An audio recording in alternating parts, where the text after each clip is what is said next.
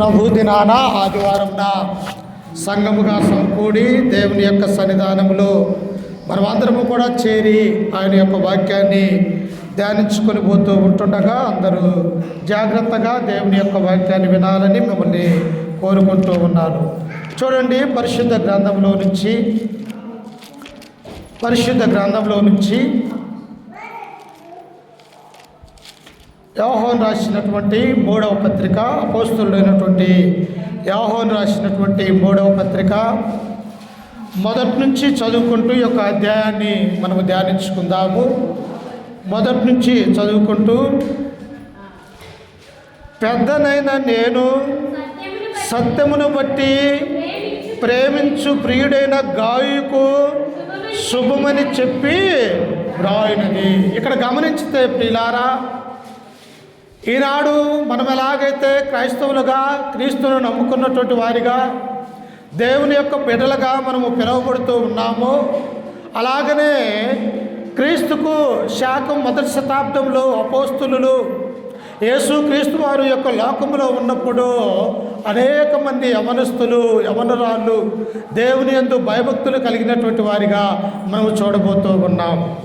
అందుకనే ఈ యొక్క అపోస్తులైనటువంటి యోహాను గురించి మనము ఆలోచన చేస్తూ ఉన్నప్పుడు, ఈయన దేవునితో పాటు ప్రభు అయినటువంటి యేసుక్రీస్తుతో 3.5 సంవత్సరాల పాటు పరిచర్యలో పాల్గొన్నటువంటి వాడిగా మనము చూస్తూ ఉన్నాం.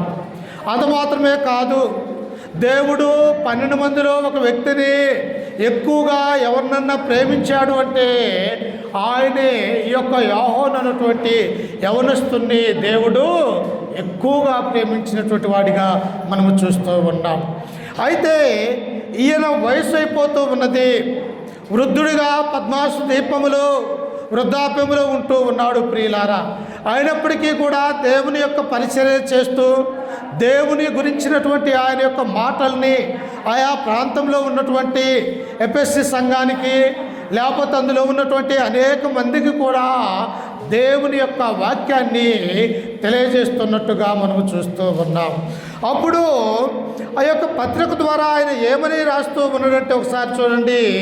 పెద్దనైన నేను అంటే ఎలాంటి వాడు? ఒక వయసు వచ్చిన వరకే యవనస్తులుగా ఉంటాం, లేకపోతే శిశువు దశ, బాల్య దశ, ఆ తర్వాత యవన దశ, ఆ తర్వాత వృద్ధాప్య దశగా మానవుని యొక్క జీవితము 4 దశలుగా ఉన్నదని ఈ బైబిల్ గ్రంథం మనకు సెలవిస్తూ ఉన్నది. అందుకనే ఇక్కడ ఏమంటూ ఉన్నాడు? ఆయన వృద్ధుడుగా ఉంటున్నట్టుగా మనము చూస్తూ ఉన్నాం.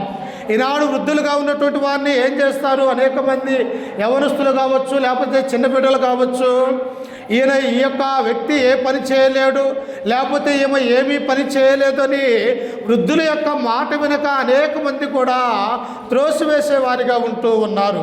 కానీ ఈ యొక్క పెద్దగా ఉన్నటువంటి ఆ యొక్క సంఘానికి అపోస్తులుగా ఉన్నటువంటి ఈ యొక్క యోహాను అక్కడ తెలియపరుస్తూ ఏమంటున్నాడో చూడండి.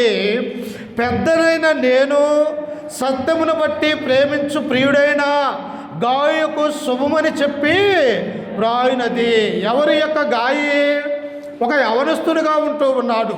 దేవుడంటే భయం కలిగి, దేవుడంటే భక్తి కలిగి, ఇదిగో ఆసియా, చిన్న ఆసియా దేశంలో ఉన్న 7 సంఘాలలో ఒక సంఘానికి ఒక పరిచారకుడుగా దేవుని యొక్క వాక్యాన్ని నేర్చుకునేవాడిగా ఈ యొక్క గాయి ఉంటున్నట్టుగా మనము చూస్తూ ఉన్నాం. వాస్తవంగా ప్రియులారా, ఈ బైబిల్లో ఎన్నో లక్షల మంది, కోట్ల మంది యొక్క పేర్లు వ్రాయబడ్డట్టుగా మనము చూస్తూ ఉన్నాం. కానీ ఈ జీవం అనేటువంటి గ్రంథములో నా పేరు వ్రాయబడాలంటే మనమేం చేయాలా? ఈ లోకములో యేసుక్రీస్తునందు విశ్వాసము కలిగి ఆయన యొక్క బాటలో, ఆయన యొక్క మార్గములో మనము నడిచేవారిగా ఉండాలి ప్రియులారా. అందుకనే ఇక్కడ ఈ యవనస్తుల గురించి యొక్క పెద్ద అయినటువంటి యోహాను ఏమని సెలవిస్తూ ఉన్నాడంటే చూడండి. ప్రియుడా, నీ ఆత్మ వర్ధిల్లుచున్న ప్రకారము నీవు అన్ని విషయములలోనూ వర్ధిల్లుచు సౌఖ్యముగా ఉండవలనని ప్రార్థించుచున్నాను. ప్రియుడా, చూశారా ప్రియులారా, దేవుని నమ్ముకున్నటువంటి బిడ్డల యొక్క భాష, వారు మాట్లాడే విధానం ఎలా ఉండాలో తెలుసా? ఎవరైనప్పటికీ కూడా ఎవరైతే యేసుక్రీస్తు దగ్గరకు వచ్చి ఉన్నారో వారిని పిలిచే విధానాన్ని, సంఘంలో ఎలా ఉండాలా, ఏ విధంగా ప్రవర్తించాలన్నటువంటి విషయాన్ని మనం ఆలోచిస్తున్నప్పుడు ఈ అపోస్తులైనటువంటి యోహాను ఒక యవ్వనస్తుడి గురించి ఆయన రాస్తూ ఉన్నాడు. ఆయన ఏమంటూ ఉన్నాడు? ప్రియుడా. చూసారా, ఆ మాటలో ఎంత మాధుర్యంగా ఉంటూ ఉన్నది. ఎంతో దేవుని నమ్ముకున్నటువంటి బిడ్డలు ఎలాంటి సహవాసాన్ని కలిగి ఉన్నట్టుగా మనము చూడగలుగుతూ ఉన్నాం. అప్పుడు ఆయన అంటూ, ప్రియుడా నీ ఆత్మ వర్ధిల్లుచున్న ప్రకారము. ఎవరు వర్ధిల్లాలంటమ్మా? దేవుని యొక్క ఆత్మ మనలో ఉన్నది. ఆయన యొక్క పరిశుద్ధాత్మ మన యొక్క హృదయములో నివాస స్థలమై ఉంటూ ఉన్నది. మనం ఎప్పుడైతే దేవుని యొక్క వాక్యాన్ని మన యొక్క హృదయములో భద్రపరుచుకుంటూ ఉంటామో అప్పుడు దేవుడు మన యొక్క హృదయంలో నివసించటానికి అవకాశం ఉంటూ ఉన్నది ప్రియులారా. అందుకని ఇక్కడ ఏమంటూ ఉన్నాడు? ప్రియుడా నీ ఆత్మ వర్ధిల్లుచున్న ప్రకారము నీవు అన్ని విషయములలోనూ వర్ధిల్లుచు సౌఖ్యముగా ఉండవలనని ప్రార్థించుచున్నాను.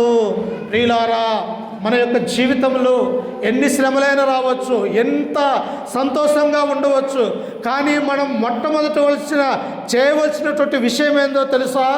ఎల్లప్పుడూ కూడా ప్రార్థన చేయాల ప్రియుల. ఎల్లప్పుడూ కూడా ఉదయం లేచిన దగ్గర నుంచి దేవుడు మనకిచ్చినటువంటి ఈ సమయంలో, ఏ సమయంలోనైనా కానీ ఆయన యొక్క సన్నిధానంలో, లేకపోతే కుటుంబంలో, లేకపోతే మనం ఇక్కడి నుంచి ఏరే ప్రాంతానికి ప్రయాణమై వెళ్తూ ఉన్నప్పుడు కానీ, లేకపోతే పనికి వెళ్తున్నటువంటి సమయంలో కానీ, లేకపోతే మనము ఖాళీగా ఉన్న సమయంలో కానీ, ప్రతి విషయంలో క్రైస్తవులుగా ఉన్నటువంటి మనం ఏం చేయాలంటే ప్రార్థన చేయాల ప్రియుల.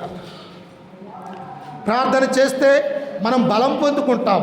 ప్రార్థన చేస్తే మనకున్నటువంటి సమస్యలు దేవుడు తీర్చగలడు ప్రియులారా. అందుకని ఇక్కడ ఏమంటూ ఉన్నాడు ఆయన?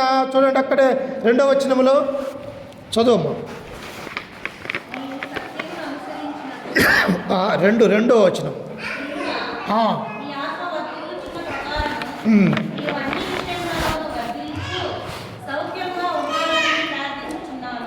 నీవు అన్ని విషయములో వర్ధిల్లుచు సౌఖ్యముగా ఉండవలనని ప్రార్థించుచున్నాను. నేను వృద్ధాప్యంలో ఉంటూ ఉన్నానయ్యా. గాయి, నీవు యవనస్తుడిగా ఉంటూ ఉన్నావు. నీవు అనేక సంవత్సరాలు దేవుని యొక్క పరిచర్య చేసేవాడిగా నీవు తయారు కాబోతూ ఉన్నావు. కాబట్టి నీ యొక్క మనసు, నీ యొక్క ఆలోచన ఎలా ఉండాలంట?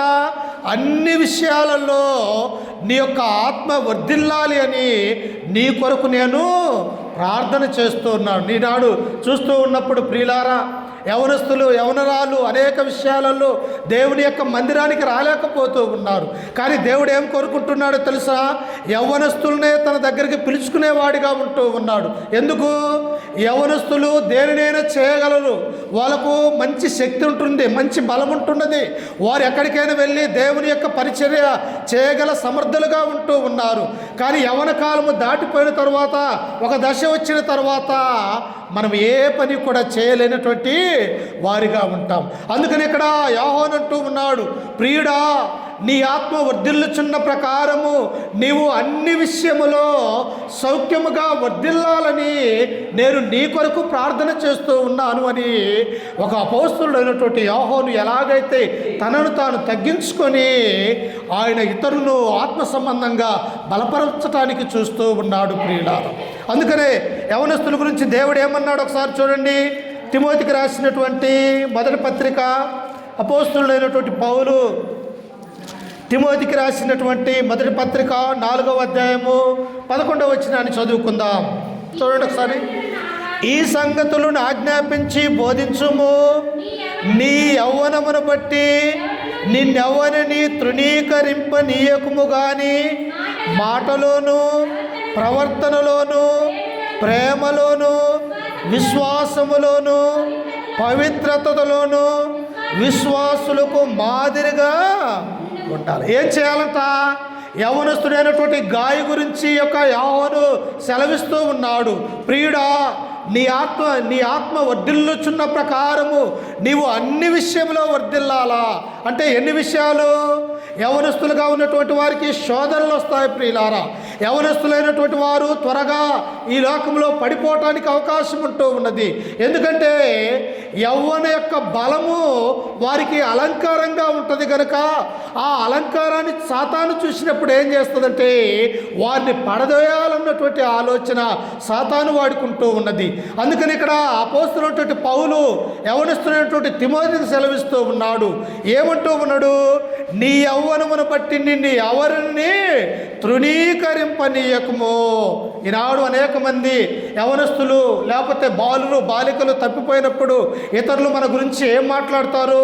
వారి తల్లిదండ్రులు మంచోళ్ళే కానీ ఈ యవనురాలు లేకపోతే యవనస్తుడు ఇదిగో లోకములో పడిపోయి వారి యొక్క తల్లిదండ్రులకు చెడ్డ పేరు తెచ్చేవారిగా ఉన్నారని ఇతరులు యవనస్తుల గురించి చెబుతూ ఉన్నప్పుడు మనం అనేక సందర్భాలలో వింటూ ఉన్నాం ప్రియులారు. అందుకనే పౌలు అంటూ ఉన్నాడు, తిమోతి నీవు యవన దశలో ఉంటూ ఉన్నావు, నీవు యవన కాలంలోనే ఉంటూ ఉన్నావు. కాబట్టి నీ యొక్క పవిత్ర ప్రవర్తన ఎలా ఉండాలా? ఇతరులు నిన్ను చూసి నిన్ను ఏమనకుండా ఉండేవారిగా ఉండాలా. అంటే ఎలాగ జీవిస్తే వారు నిన్ను మంచి విశ్వాసము కలిగి ప్రేమ కలిగి నిన్ను చూసుకుంటారంటే అందుకని అక్కడే అంటున్నాడు చూడండి, నీ యవ్వనమును బట్టి నిన్నెవరిని తృణీకరింపనీయముకు కానీ మాటలోను ప్రవర్తనలోను ప్రేమలోను విశ్వాసములోను పవిత్రతలోను విశ్వాసులకు మాదిరిగా ఉండాలా. మనం ఎలాగ ఈనాడు నేను ఒక బోధకుడుగా ఉంటూ ఉన్నాను. నేను దేవుని యొక్క మందిరంలో బోధ చేస్తూ మీరు సరైనటువంటి మార్గంలోనికి రండి అని నేను ప్రతినిత్యం కూడా దేవుని యొక్క వాక్యాన్ని బోధిస్తూ తర్వాత నేనే పాపం చేసినట్టయితే నేనే దేవుని యొక్క ఆజ్ఞను అతిక్రమించి ఈ లోకంలో ఉన్నవారి వల్లే ప్రవర్తించినట్టయితే నేను చేసినటువంటి బోధ ఎందుకు కూడా పనికిరాదు. ఏమనుకుంటారు?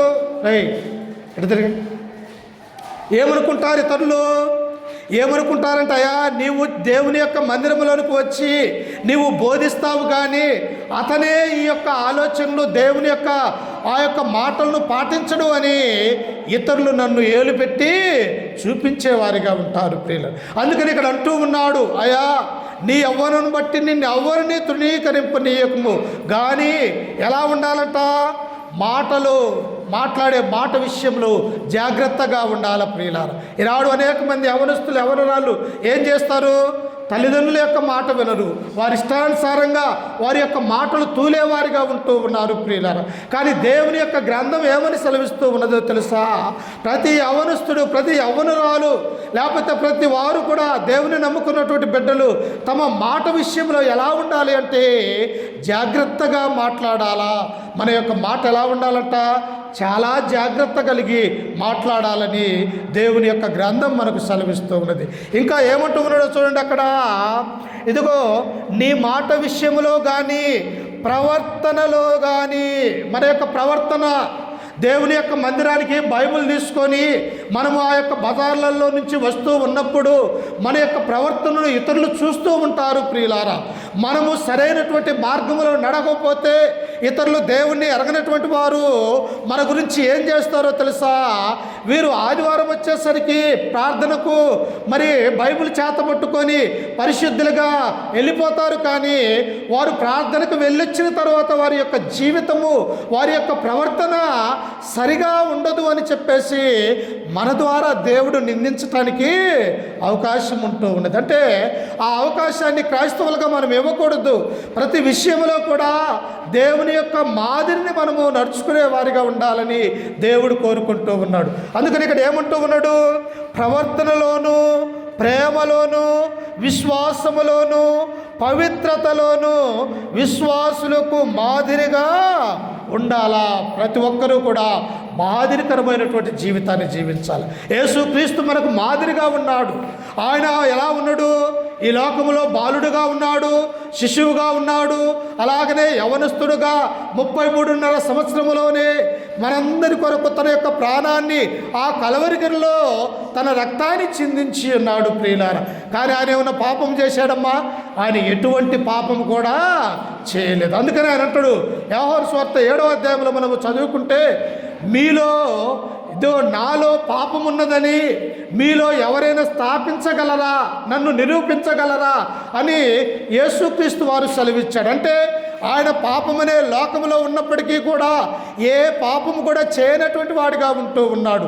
అంతేకాదు ప్రియులారా, ఆయన ఇతరుల్ని ప్రేమించే విషయంలో, లేకపోతే ఇతరుల్ని తన దగ్గరకు తీసుకునే విషయంలో, లేకపోతే ఆయన అద్భుతాలు సూచక్రియలు చేయట విషయంలోను ఆయన బ్రతికిన కాలం అంతయు కూడా ఎంతో దేవుని యొక్క ఆజ్ఞలకు లోబడి, ధర్మశాస్త్రానికి లోబడి ఈ లోకంలో ఆయన ప్రవర్తించినటువంటి ఆ ప్రవర్తనను మనం మాదిరిగా చూసుకోవాలి ప్రియులారా. అందుకని ఈ సమయంలో ఎలాంటి మాదిరి అంట ఒకసారి చూడండి.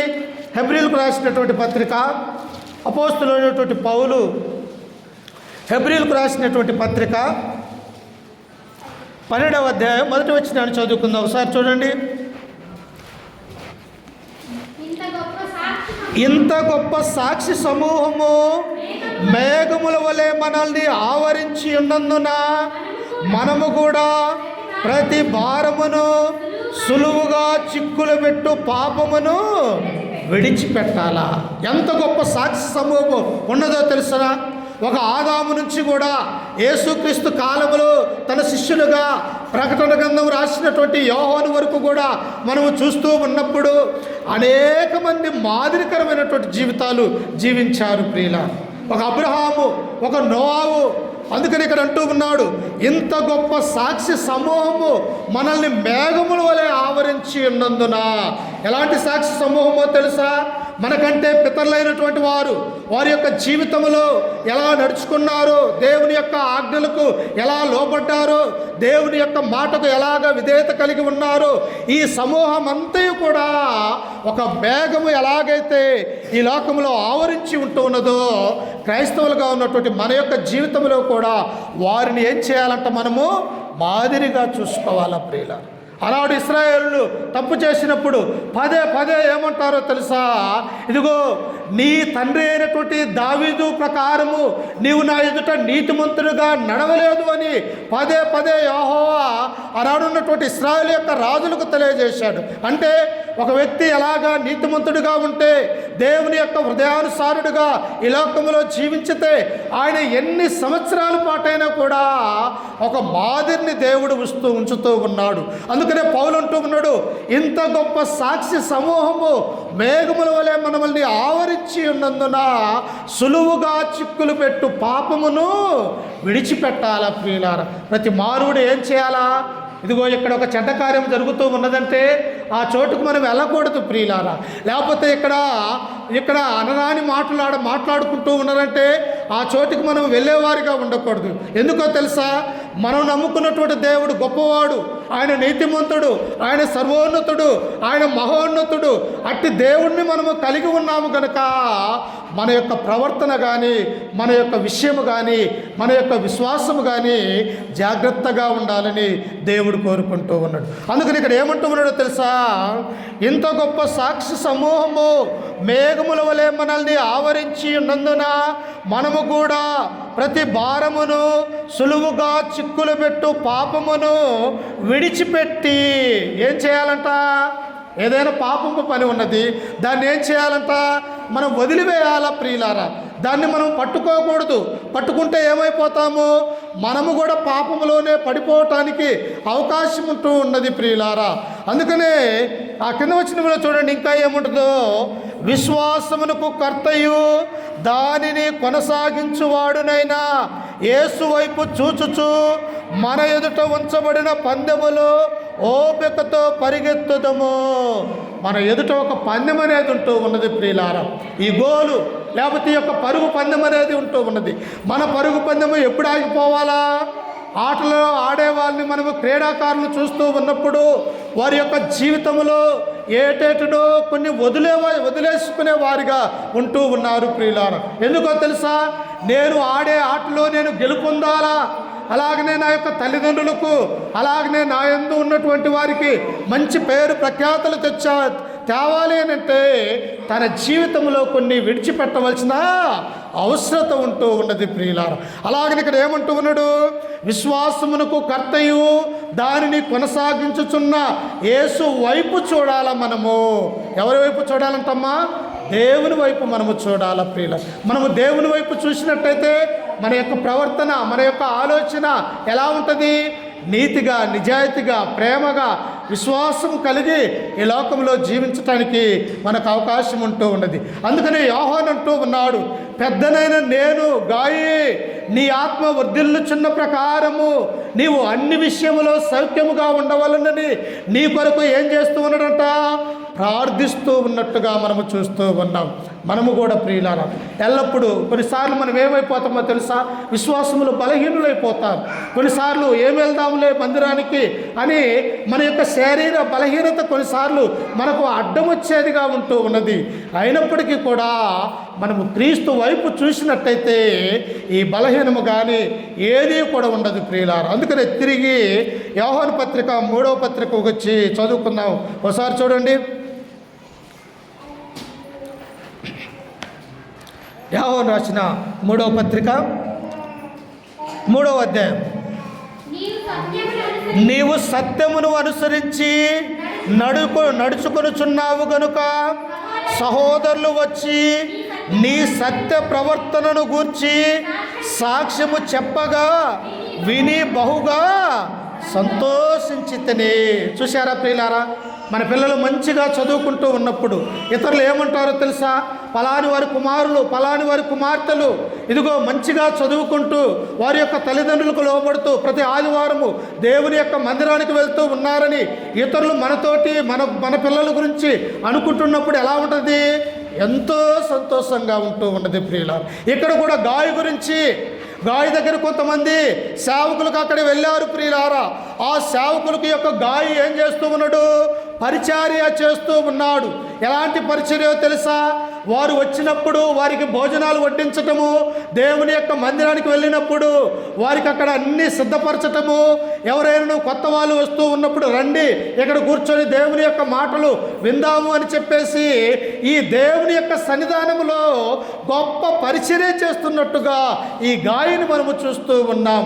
నిజంగా అలాంటి పరిచర్య ఈనాడు మనము చేయగలుగుతూ ఉన్నామా?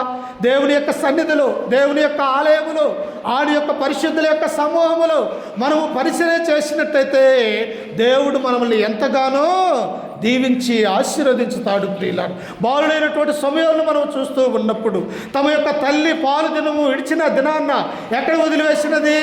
దేవాలయంలో వదిలివేసినది. ఎందుకో తెలుసా?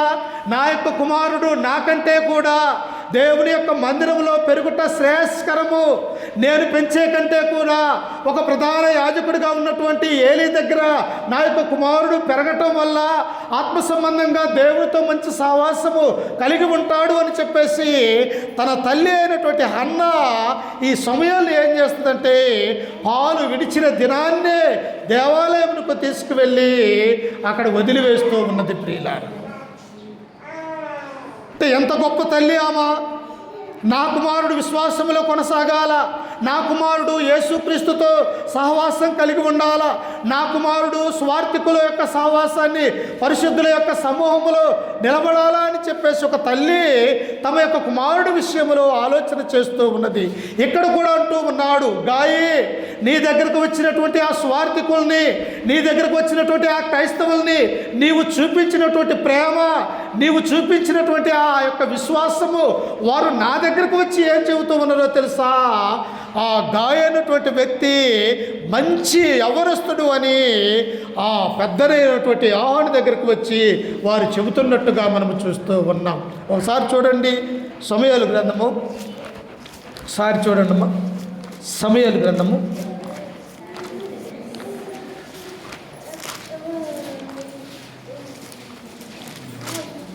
రూతు గ్రంథం పక్కన ఉంటుంది చూడండి ఒకసారి.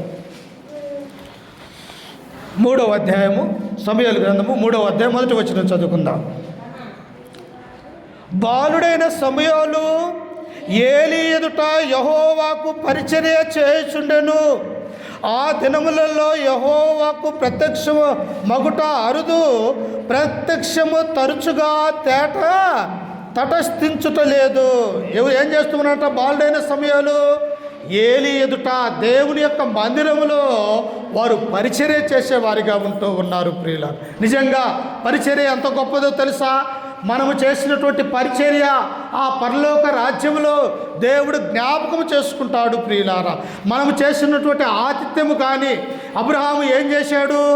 ఎండవేళలో గుడారం దగ్గర మమ్రే దగ్గర వారు నివాసం ఉంటూ ఉన్నప్పుడు, ఎండవేళలో 3 మనుష్యులు ఆ చోటుకు వస్తూ ఉన్నప్పుడు ఈ అబ్రహాం ఏం చేశాడంటే వారికి ఎదురుగా వెళ్ళి వారికి నమస్కరించాడు. ప్రియులారా, అయ్యా, ఏ ప్రాంతం నుంచి వస్తూ ఉన్నారు, ఏ దేశం నుంచి మీరు ప్రయాణమై ఈ యొక్క అరణ్యములో ఎడారిలో ఎండకి మీరు వస్తూ ఉన్నారు, ఒకసారి నా యొక్క గుడారంలోనికి వచ్చి మీరు కొంత నీళ్లు తాగి మీ ప్రాణములను అలసట తీర్చుకోమని వారికి ఏం చేశాడో తెలుసా?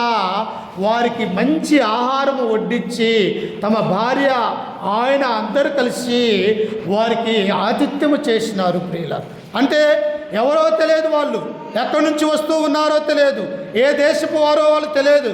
కానీ అబ్రహాము ఎందుకు అట్టి విశ్వాసం కలిగి ఉన్నాడు? దేవుడంటే భయం కలిగి ఉన్నాడు, దేవుడంటే భక్తి కలిగి ఉన్నాడు. అందును బట్టి వారిని తన ఇంటిలోనికి ఆహ్వానించి వారికి మంచి నీళ్ళు మంచి భోజనము పెట్టి వారిని సాగనంపినటువంటి వాడిగా ఉంటూ ఉన్నాడు. అప్పుడు ఏం చేశాడు తెలుసా? తెలియకనే వారి దేవదూతలని తెలియకనే వారికి దేవుడు అబ్రహాము దేవుని పరిచర్య చేసినటువంటి వాడిగా మనం చూస్తూ ఉన్నాం. అందుకనే దేవుడే ఏమంటూ ఉన్నాడు? బాలుడైనటువంటి సమయాలు కూడా పరిచర్య చేస్తూ ఉన్నాడు. ఎక్కడ చేస్తూ ఉన్నాడంట? దేవుని యొక్క మందిరములో ప్రధాన యాజకుడైనటువంటి ఏలీ దగ్గర దేవుని యొక్క సేవ చేస్తూ ఉన్నాడు. ప్రియులారా, ఆయన ఏం సేవ చేస్తూ ఉన్నాడంటే ఒకసారి చూడండి, కింద వచనములో చదువుకుంటే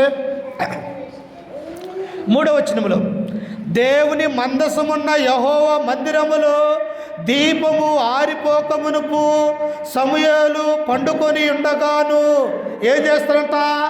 ఆ యొక్క దేవాలయంలో అనేకమైనటువంటి దీపాలు ఉంటాయి.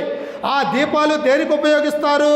ఈనాడంటే కరెంటు ఉన్నది, ఆనాడు ఏమీ లేదు, ఏమీ కూడా లేదు. ప్రియులారా, మనకు తెలుసు, కిరసనాలు పోసుకొని ఒక బుడ్డిలాగా పెట్టుకొని అది ఎంతకాలం వస్తుందంటే నడిరాత్రి కల్లా యొక్క వెలుగు అనేది ఆరిపోతే ఉంటూ ఉన్నది. అలాగని యొక్క సమయాలు ఏం చేస్తూ ఉన్నాడు? దేవుని యొక్క మందిరములో దీపాన్ని వెలిగిస్తూ ఉన్నాడు. అలాగనే మందిరములో ఉన్నటువంటి ఏదన్నా చెత్త చెదారం ఉన్నట్టయితే శుభ్రంగా మరి తుడిచేవాడిగా ఉంటూ ఉన్నాడు. అంటే దేవుని యొక్క పరిచర్య చేస్తే ఆ తర్వాత ఎన్నో దేవుడు ఎంత దీవించాడో తెలుసా? గొప్ప ప్రవక్తగా, న్యాయాధిపతిగా, తమ తల్లిదండ్రులకు మంచి పేరు తెచ్చినటువంటి వాడిగా ఆయన వస్తున్నాడంటే దేశాలు కూడా ఎంతో భయపడి ఆయన గౌరవించే విధంగా దేవుడు తయారు చేశాడు. ప్రియులారు, అందుకనే ఈ యొక్క గాయి విషయంలో కూడా ఎలాంటివి ఉన్నాడట? గాయి కూడా మంచి పరిచారకుడుగా ఉన్నాడు. గాయి కూడా దేవుని యొక్క సేవ చేస్తూ ఇతరుల క్రైస్తవుల్ని తన దగ్గరకు వచ్చినప్పుడు పరిచర్య చేసేవాడిగా ఉంటూ ఉన్నాడు. మనము కూడా పరిచర్య చేస్తే చూడండి ఒకసారి, హెబ్రీలకు రాసినటువంటి పత్రిక 6వ అధ్యాయము, మనం పరిచర్య చేస్తే దేవుడు ఎంత ఆశీర్వదిస్తాడు అనే మాటని ఇక్కడ మనం చూడబోతూ ఉన్నాం. చూడండి ఒకసారి, హెబ్రీలకు రాసినటువంటి పత్రిక 6వ అధ్యాయము 10వ వచనం చదువుకున్నాం. 6:10,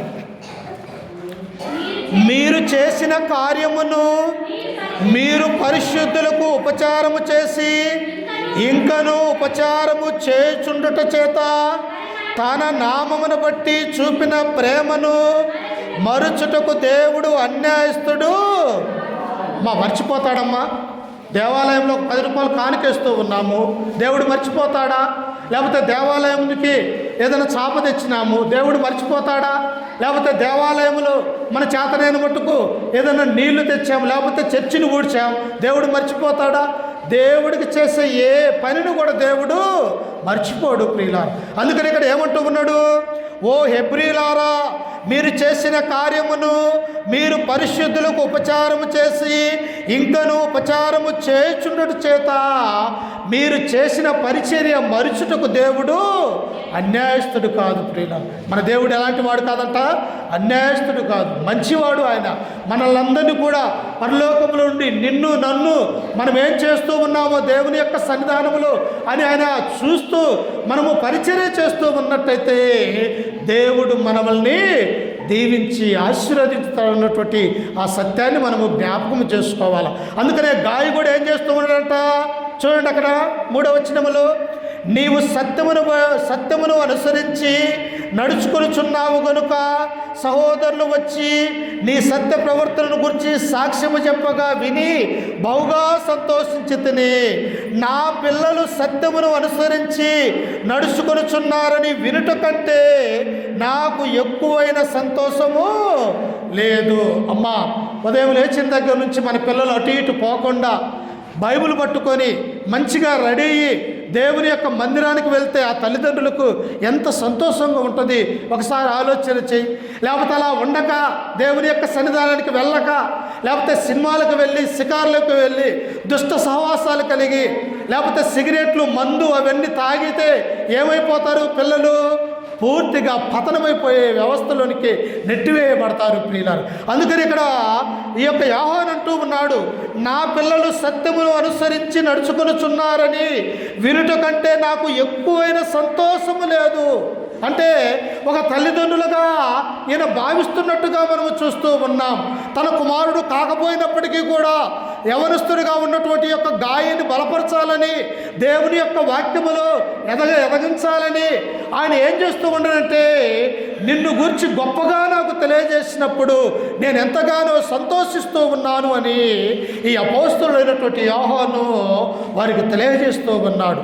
మనము కూడా ఈ లోకంలో పరిచర్య చేస్తూ దేవుని యందు నమ్మకమైనటువంటి బిడ్డలుగా, విశ్వాసులుగా మన యొక్క మాట తీరు, మన యొక్క ప్రవర్తన, మన యొక్క విశ్వాసము, మన యొక్క ప్రేమ యేసు క్రీస్తు వలె చూపించినట్టయితే మన తండ్రి అయినటువంటి దేవుడు కూడా మనల్ని చూసి ఏమంటాడో తెలుసా? నా పిల్లలు కూడా సత్యమును అనుసరిస్తూ ఉన్నారు, వారు క్రైస్తవులుగా ఉన్నారు, వారికి ఎన్ని కుటుంబ బాధ్యతలు ఉన్నప్పటికీ కూడా వారు నన్ను మర్చిపోక దేవుని యొక్క సన్నిధానంలో ఉంటూ ఉన్నారని మనల్ని బట్టి కూడా తండ్రి అయిన దేవుడు సంతోషిస్తాడు. ప్రియుల, మన తండ్రిని సంతోషపరచాలి. మనం నమ్ముకున్నటువంటి దేవుణ్ణి మన ద్వారా గణపరిచే విధంగా మనం ఈ లోకములో నడుచుకునే వారిగా ఉండాలి ప్రియులారు. అందుకనే దేవుడు ఏమంటాడు? కీర్తనాకారుడు మొదటి కీర్తన మొదటి వచనంలో మనం చదువుకుంటే, ఒకసారి తీయండి, బైబిల్లో నుంచి తీయండి ఒకసారి. కీర్తనలు మొదటి కీర్తన మొదటి వచనంలో మనం చదువుకుంటే ఆయన ఏమన్నాడో చూడండి ఒకసారి. దుష్టుల ఆలోచన చెప్పున నడవక, పాపుల మార్గమున నిలవక, అపాసకులు కూర్చుండు చోటను కూర్చుండకూడదు. పిల్లలు ఎవరి కొరకు ఈ రాయి వాడాయి? మన కొరకే. క్రైస్తవులుగా, దేవుని నమ్ముకున్నటువంటి బిడ్డలుగా ఈ లోకంలో మనం ఎలా నడుచుకోవాలో, ఆయన యొక్క మార్గములో ఎలా ఉండాలో మన కొరకు రాయబడినటువంటి. అందుకనే కీర్తనకారుడు ఏమంటున్నాడు? దుష్టుల ఆలోచన చెప్పున నడవకూడదు ప్రియులారా. దుష్టుని యొక్క ఆలోచన ఎలా ఉంటుంది? ఎప్పుడు పాపం చేద్దామా, ఎప్పుడు త్రాగుదామా, లేకపోతే ఎప్పుడు తిరుగుదామా, లేకపోతే ఎప్పుడు అల్లరి చేద్దామన్నటువంటి దుష్టుని యొక్క స్వభావం అనేది ఉంటూ ఉన్నది. అందుకనే దుష్టుల ఆలోచన చెప్పున చేయక ఏమంటూ ఉన్నాడు? పాపుల మార్గమున నిలవకూడదు ప్రియులారా. వారి యొక్క మార్గం ఎలాంటిదో తెలుసా? చెడు మార్గాలకు తయారవుతూ ఉన్నారు. వారు ఏం చేస్తారు? మందిరానికి వెళ్ళాలంటే ఏం వెళ్దాములే, మందిరానికి వచ్చే వారం పోవచ్చులని మనల్ని సాతాను ద్వారా ఆటంకపరిచే విధంగా చేయొచ్చు. లేకపోతే మందిరానికి ఈరోజు త్వరగా వెళ్ళాలి అనుకుంటే 1 గంట లేటుగా వెళ్తే ఏం కాదులే, మనల్ని దేవుడు ఏం చేయాలన్నటువంటి ఇలాంటి పాపము యొక్క ఆలోచనలు మనకు చెప్పేవారిగా ఉండొచ్చు ప్రియులారా. అందుకనే దేవుడు ఇక్కడ ఏమంటూ ఉన్నాడో తెలుసా? పాపుల మార్గమున మనము నిలవకూడదు ప్రియులారా. పిలాతు భార్య అంటూ ఉన్నది. పిలాతు అన్యుడైనటువంటి పిలాతు యొక్క భార్య ఆ యేసుక్రీస్తును ఆ సంఖ్యలతో ఆ యొక్క మందిరంలోనికి తీసుకుని వచ్చినప్పుడు ఆయన భార్య పిలాతుతో అంటున్నది, అయ్యా, రాత్రి వేళ సమయంలో నాకు దర్శనం వచ్చినది ఈయన గురించి, ఈ నీతిమంతుడి జోలి పోకు అని తన భర్తకు తెలియజేస్తూ ఉన్నది. అంటే ఎప్పుడైతే ఒకవేళ పిలాతు యేసుక్రీస్తుని శిక్షించి, యేసుక్రీస్తును కొరడాలతో కొట్టించి, లేకపోతే యేసుక్రీస్తు మరణానికి అప్పచెబితే తన భర్తకు తనకి తన కుటుంబానికి పాపం ఎక్కడ వస్తూ ఉన్నదని ఒక పిలాతు భార్య తన భర్తకు బోధ చేస్తూ ఉన్నది. ఏమంటూ ఉన్నదంటే, ఈ నీతిమంతుడి జోలికి పోవద్దయ్యా, నిజంగా ఏం చేయాలా? అందుకనే ఇక్కడ అంటున్నాడు, పాపుల మార్గమున మనము నిలవకూడదు ప్రియుల. వాళ్ళు పాపులు కావచ్చు, దేవునికి దూరం అయిపోవచ్చు. అటు వారితో మనం చేరినట్టయితే మన జీవితాలు ఏమైపోతాయి? పాపం అనే మార్గంలో మనం నడిచే అవకాశం ఉంటూ ఉన్నది ప్రియులారా. అందుకనే ఈ యొక్క మనం ఎలా నడుచుకోవాలని దేవుడు సెలవిస్తూ ఉన్నాడంటే కింద వచనములో చూడండి, యెహోవా ధర్మశాస్త్రమునందు ఆనందించుచు దివారాత్రము దానిని ధ్యానించువాడు ధన్యుడు. ఎన్నాలట? దివారాత్రములు, చేతనైన మట్టుకు. ఒకవేళ నిద్రపోయేవరికైనా ఆడి యొక్క వాక్యాన్ని మనము నిత్యము ఈ బైబిల్లో ఉన్నటువంటి జీవ గ్రంథాన్ని మనము చదువుకుంటే నీ నోరు ఎలా ఉంటుందో తెలుసా? నీ హృదయము తేనె కంటే మధురమైనది దేవుని యొక్క వాక్యం. ప్రియులారా, తేనె కంటే మధురమైనది ఈ భూలోకంలో ఏది కూడా లేదు. తేనె రుచి కలిగినటువంటిది, అంతకంటే మించినది ఈ దేవుని యొక్క వాక్యము అని మనం గుర్తించాలి. అందుకనే గాలి విషయంలో ఆ యొక్క పెద్దగా ఉన్నటువంటి యోహాను మనకు తెలియపరుస్తూ ఉన్నాడు, నా పిల్లలు సత్యమును అనుసరించి నడుచుకున్నట్టు కంటే నాకు భాగ్యము లేదు. వాళ్ళు సత్యములో నడుచుకుంటే ఎక్కడ ఉంటారు? సత్యములో జీవిస్తారు, దేవుని యొక్క మార్గంలో ఉంటారు, దేవుడితో సహవాసం కలిగి ఉంటారు. అందుకనే నా జీవితం ఎలా ఉంటుంది? నా పిల్లలు ఎలాగైతే దేవునిలో ఉన్నారో అలాగనే నేను ఎలాగైతే దేవునిలో ఉంటూ ఉన్నానో ఈ లోకంలో ప్రతి ఒక్కరూ కూడా దేవుని యొక్క సహవాసాన్ని కలిగి ఉండాలి అని యోహాను మనకు తెలియపరుస్తూ ఉన్నాడు. మనం ఉన్నామా? దేవునితో సహవాసం కలిగి ఉన్నామా? లేకపోతే దుష్టుల యొక్క మార్గంలో ఉన్నామా? లేకపోతే దేవునితో స్నేహం కలిగి ఉన్నామా? లేకపోతే పాపుల యొక్క మార్గంలో నడుచుతున్నామా? ఈ యొక్క మధ్యాహ్న కాల సమయంలో మనం ఆలోచన చేయాలి ప్రియులారా. అందుకనే యోహాను చివరిగా చదువుకొని ముగించుకుందాం. ఒకసారి చూడండి, అదే యోహాను 3వ పత్రిక అగాయి గురించి ఇంకా ఏమంటూ ఉన్నాడో చూడండి ఒకసారి. 5వ వచనం, ప్రియుడా, వారు పరదేశులైనను సహోదరులుగా ఉన్నవారికి నీవు చేసినదల్లా విశ్వాసికి తగినట్టుగా చేయుచున్నావు. ప్రియుడా, పదే నా ప్రియుడా, నా కుమారుడా, ఓ పరిశుద్ధుడా, నీ ఉద్దేశాలు, నీ ఆలోచనలు, నీ ప్రవర్తన ఎంతో రమ్యముగా ఉన్నాయని దేవుని యొక్క వాక్యం సెలవిస్తూ ఉన్నది. అందుకని అక్కడ ఉంటున్నాడు, వారు నీ ప్రేమను గురించి సంఘము ఎదుట సాక్ష్యం ఇచ్చిరి. వారు అన్యజనుల వలన ఏమీ తీసుకొనక ఆయన నామము నిమిత్తము బయలుదేరిన కనుక దేవునికి తగినట్టుగా నీవు వారిని సాగనంపిన పక్షమున నీకు యుక్తముగా ఉండును. ఎవరైనా మన యొక్క కుటుంబంలోనికి వస్తారు, సేవకుడు కానీ క్రైస్తవులు కానీ, వారిని ఏం చేయాలి? మనము ఆదరించాలి ప్రియుల. ఎందుకో తెలుసా? దేవుని పేరు పెట్టుకొని వస్తూ ఉన్నారు, దేవుని యొక్క సేవ చేస్తూ మన యొక్క కుటుంబంలోనికి వస్తూ ఉన్నారు. వారు క్రీస్తును ధరించుకొని ఉంటూ ఉన్నారు, వారు క్రీస్తు రక్తంలో కడగబడి ఉన్నారు కనుక వారిని మనం ఏం చేయకూడదు? దూరముగా పంపివేయకూడదు. వారిని దగ్గరకు తీసుకోవాలి, మన కారు ఉన్నదే పెట్టాలి. లేకపోతే ఏమీ లేదు, ఒక చెంబెడు మంచి నీళ్ళు ఇచ్చి, అయ్యా నా కాడ ఉన్నది ఇది అని ఆ నీళ్లున్నా వాళ్ళకి ఇచ్చినట్టయితే అది పరలోక రాజ్యంలో మన పేరట రాయబడుతుందని మనం గుర్తు చేసుకోవాలా. అందుకని ఇక్కడ ఏమంటూ ఉన్నాడో చూడండి, కింద వచనములో, మనము సత్యమునకు సహాయమగునట్లు అడ్డి వారికి ఉపకారము చేయ బద్ధులమై ఉన్నాము. మనం ఏం చేయాలా? మనం ఇతరులకు ఉపకారము చేయాలా, చేతనైన మట్టుకు ఇతరులకు మేలు చేయాలా.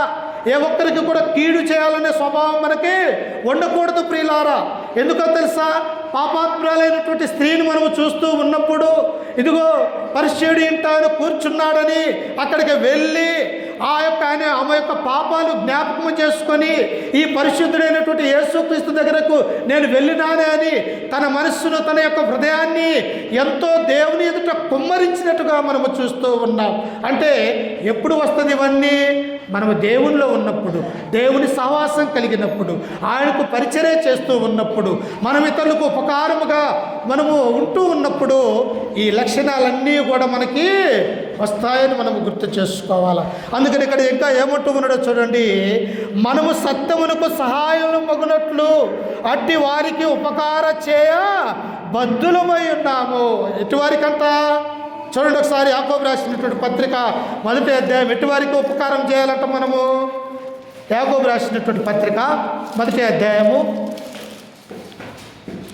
27వ వచనం ఒకసారి చూడండి.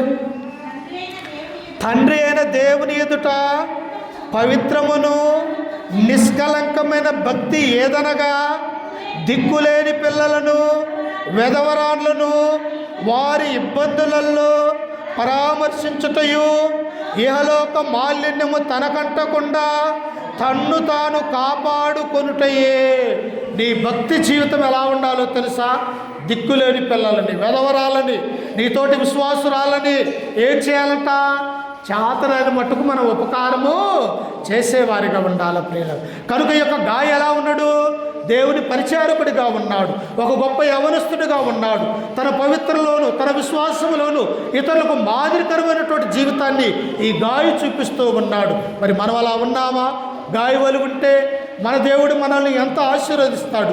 గాయవలి మనము ఇతరులకు పరిచర్య చేసినట్టయితే ఆ పరిచర్య దేవుడు మరుచుటకు దేవుడు అన్యాయస్తుడు కాదు.